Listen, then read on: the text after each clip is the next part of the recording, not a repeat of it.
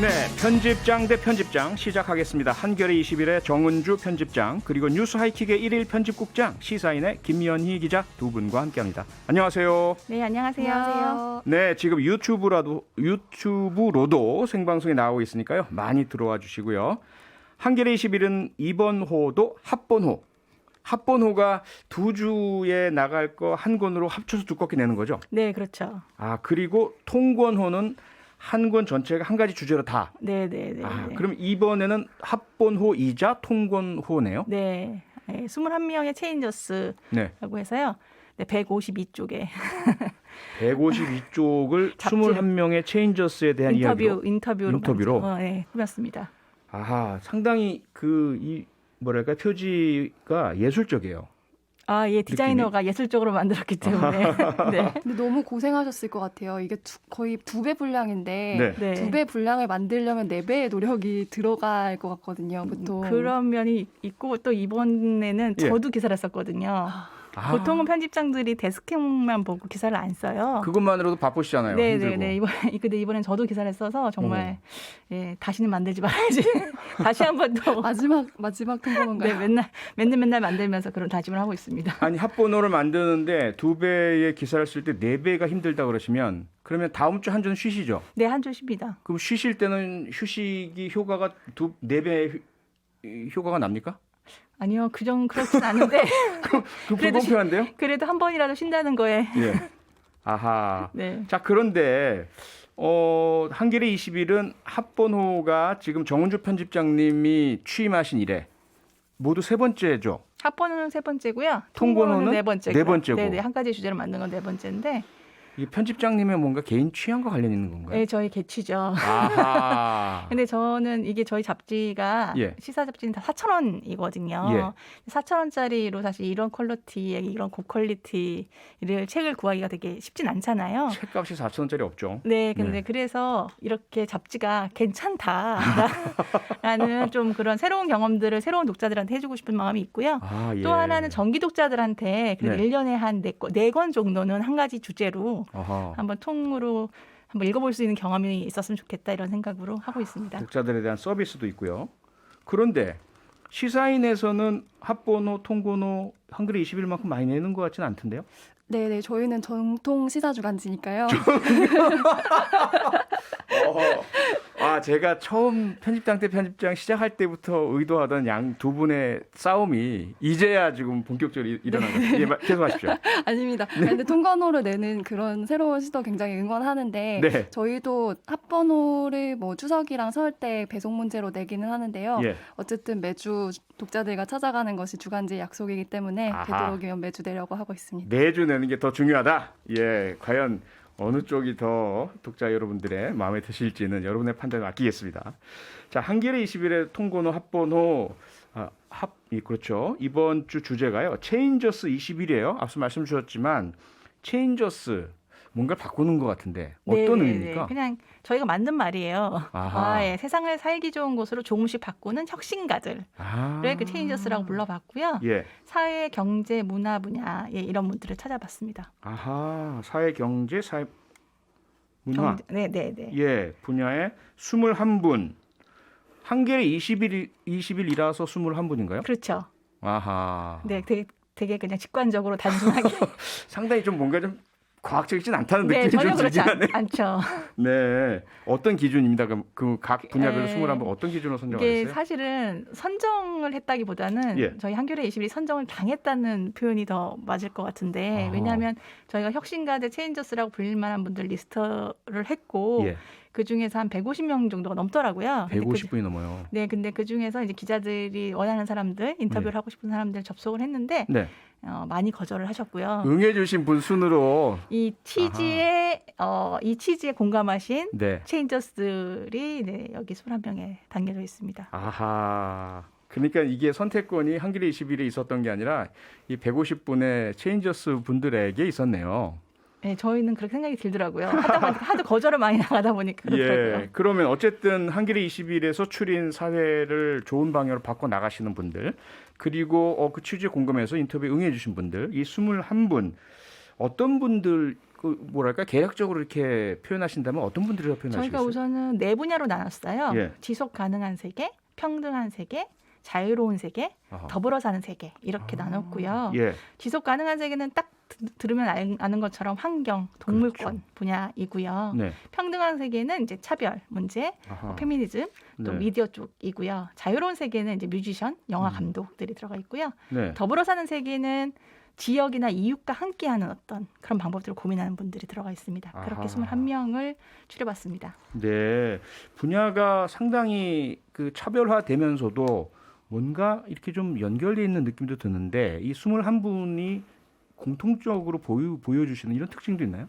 그러니까 21명의 전부 다의 공통점은 아니지만 네. 제가 이제 쭉 기사를 보면서 이런 게 좀 공통적인가라고 느꼈던 게 있는데요. 예. 그러니까 작은 승리, 아. 작은 변화에 행복을 느끼는 아하. 분들이었고요. 예. 그 힘으로 다음 발걸음을 가는 것 같은 느낌이 들었어요. 아하. 또 흔들리지 않거나 불안하지 않거나 이런 게 아니라 네. 그럼에도 불구하고 한 발 내딛는다 뭐 이런 느낌이 많이 들었고요. 아하. 그리고 대부분의 분들이 자기네들은 자기 자신은 변화에 앞장서는 사람이 아니다 이렇게 얘기하고 다만 작은 변화의 흐름에 함께하는 사람인 건 맞다 아하. 이렇게 얘기하는 분들이 많았습니다. 아니 그런데 한겨레 21에서 평가하실 때는 변화를 이끌어 나가시는 분이라고 선정을 했는데 이분들은 오히려 변화에 그냥 부응하고 따라갔을 뿐이다라는 말씀. 그리고 작은 승리, 작은 성과에서 만족감, 행복감을 느끼시는 이런 특징을 갖고 계신다. 뭐 때문에가 아니라 불구하고 예, 그런 태도다. 상당히 의미가 있는 것 같은데요. 그 정은주 편집장께서 이 21분 중에 가장 인상적이다라고 느끼신 분은 한 분을 꼽으라면 어떤 분 꼽으시겠어요? 이제 이게 위험한 질문이죠. 위험하죠. 그래도. 한 명을 얻고 20명을 잃는 질문이지만 네. 이것도 정말 저의 개인 취향으로 그러니까 이건 우열이 아닙니다. 우열이 아니고 우열이 그냥 아니고 정말 예, 저의 개인 주관적인 취향으로는 취향, 감성. 네네. 예.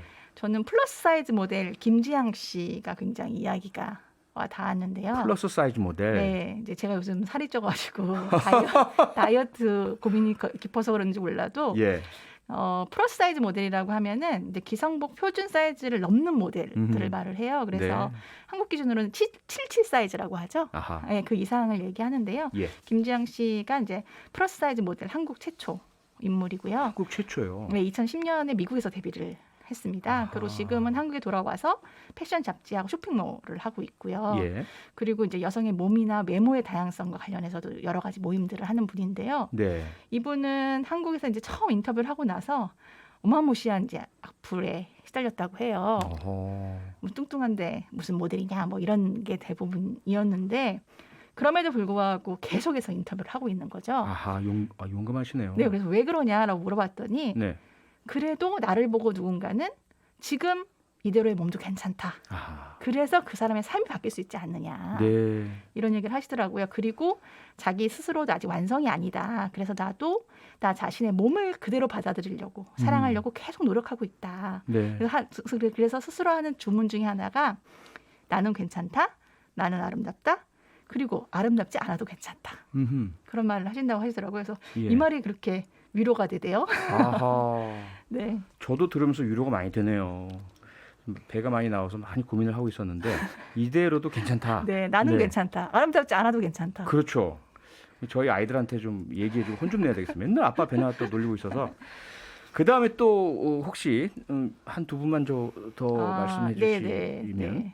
이것도 뭐 순위야 상관없이 저희. 네, 순위 상관없이. 예. 네.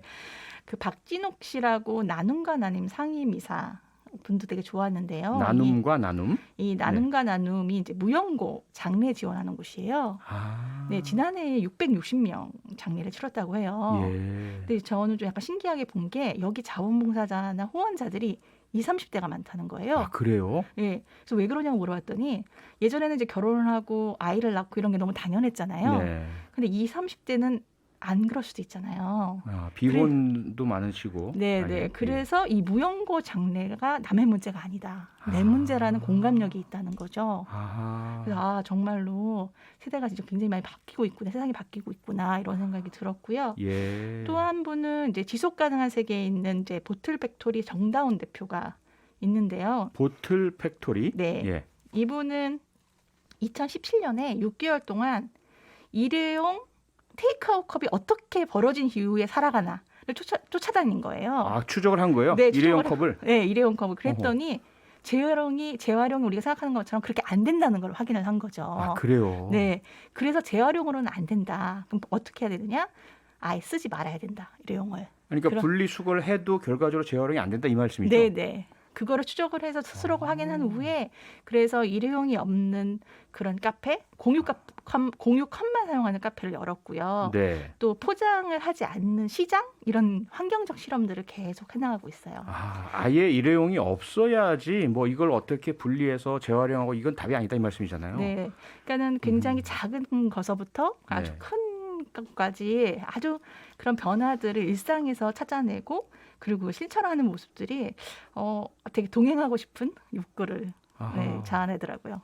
시간만 있다면 21분 각자 이야기를 다 듣고 싶은데 너무 새롭고 다양하고 재밌을 것 같아서 네, 그래서 의미도 있고요. 잡지를 사보시면 될 것 같아요. 영업사원 역할까지 하고 네, 계시는 네, 지금 시중에 팔고 편집장이십니다. 있습니다. 절찬리 판매 중입니다. 네, 네. 자, 그런데 여기 나오신 두 분 역시 사실은 글을 통해서 취재를 통해서 혹은 편집을 통해서 이 세상을 좀 더 좋은 곳으로 바꾸겠다라는 그런 게 있으시니까 이 역할을 하고 계신데 대단히 힘들고 어려운 역할인데요.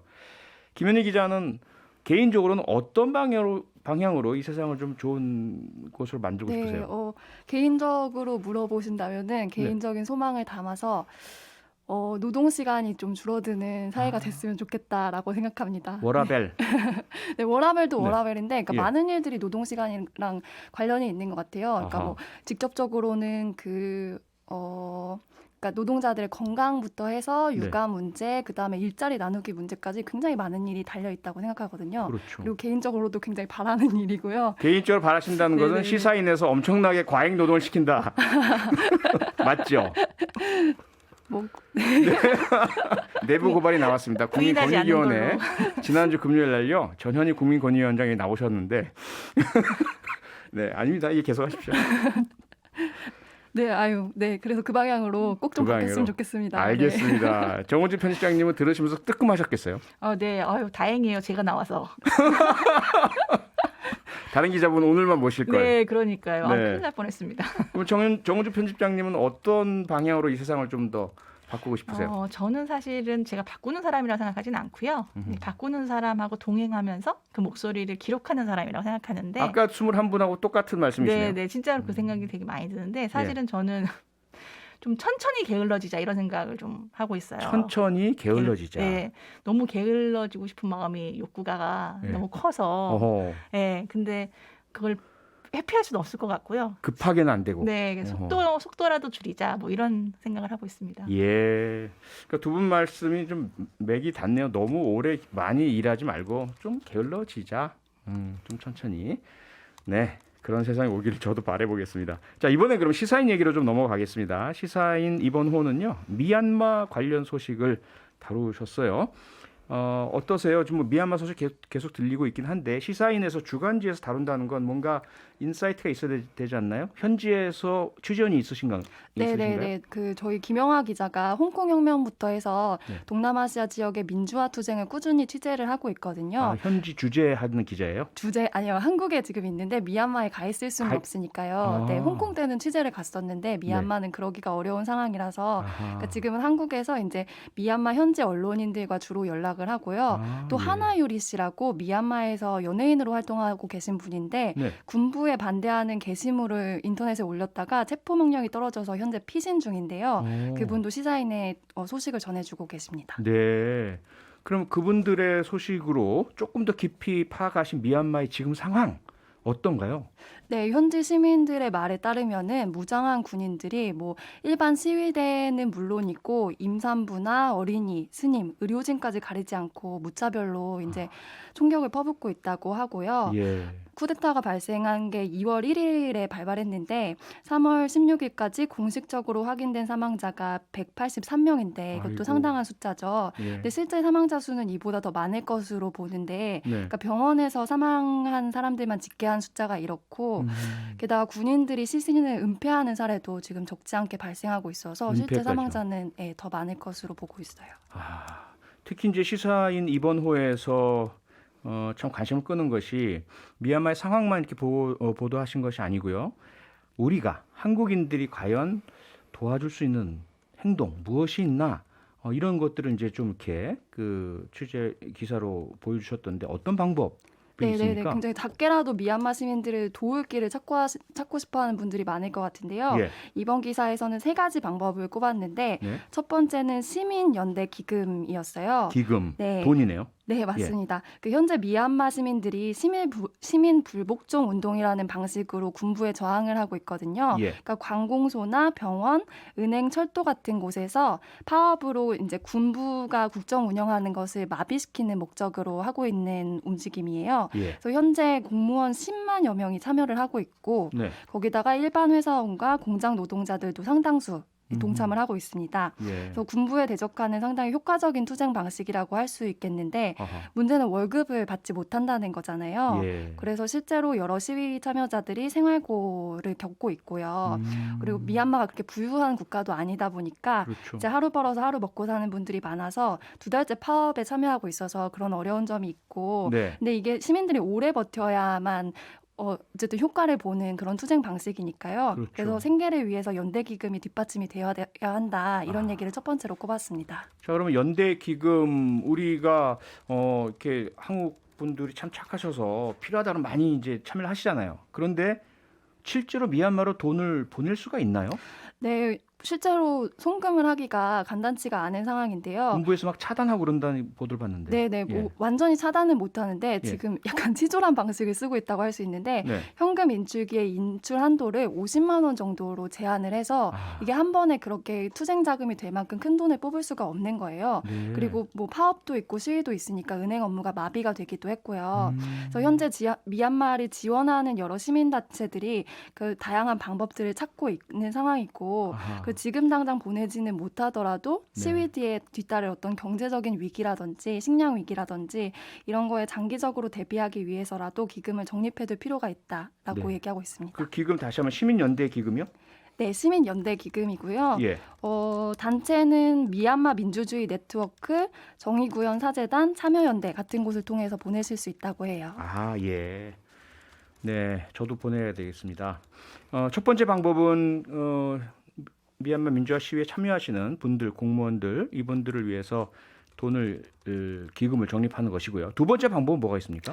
네, 요거는 좀 더 간단한데요. 예. 온라인 연대 활동입니다. 그러니까 온라인상에서 알고 보니까 미얀마 시민들과 한국 시민들이 꽤나 긴밀하게 연결이 돼 있더라고요. 예. 그 굉장히 상징적인 사례가 하나 있었는데 네. 부산에 홍지 컴퍼니라는 커피숍이 있는데요. 네. 그곳에서 미얀마 민주화를 응원합니다라고 쓴 커피컵 홀더를 제작했다고 해요. 예. 그리고 나서 이 사진을 미얀마인인 익반 세로 씨가 페이스북에 공유를 했는데 아하. 이 게시물이 좋아요를 12만 명이 눌렀고 네. 댓글은 1,300여 개가 달렸다고 해요. 그리고 이 게시물을 공유하면서 이분이 이런 메시지를 덧붙였는데 이 혁명의 와중에 한국이 너무 고맙다. 민주주의를 위한 투쟁한 경험이 있어 우리를 정신적으로 지지해주는 나라다.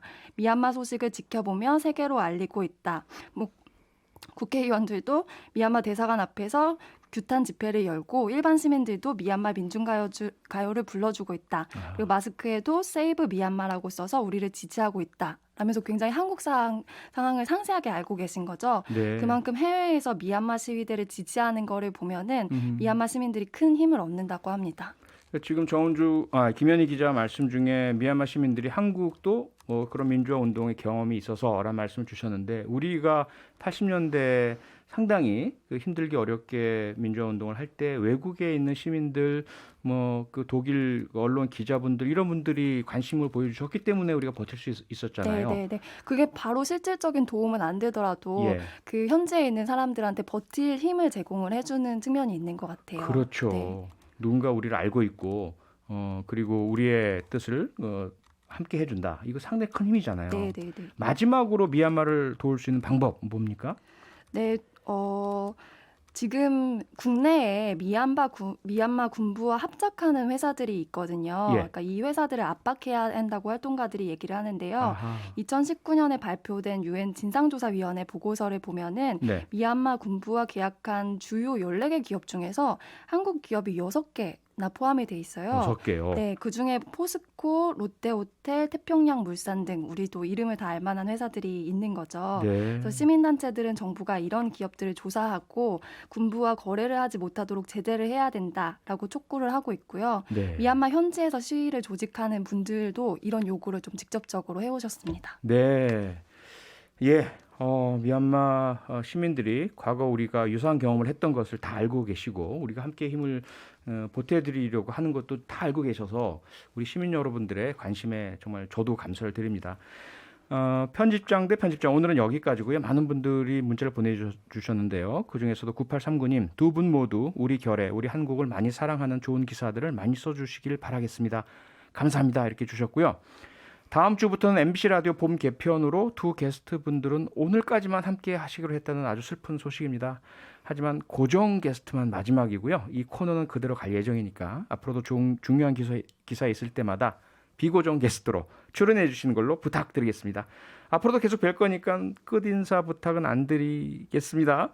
그러면 너무 슬플 것 같아서 두 분 그동안 너무 감사하고요. 앞으로도 자주 뵙겠습니다. 네, 감사합니다. 네, 알겠습니다. 감사합니다. 네, 고맙습니다. 평일 저녁 6시 5분에 여러분을 찾아갑니다. MBC 라디오 표창원의 뉴스 하이킥.